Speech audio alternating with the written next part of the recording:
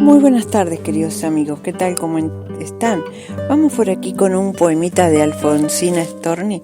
Naturaleza mía se titula y dice así: naturaleza mía, la que fuera como pesada abeja en primavera, ociosa y hecha para siestas de oro, voraz, aletargable y mudadera, bajo las tardes cálidas dormida de amor, ya el nuevo amor te daba brida, y tú arrastrabas un pesado cuerpo, pesado por el zumo de la vida.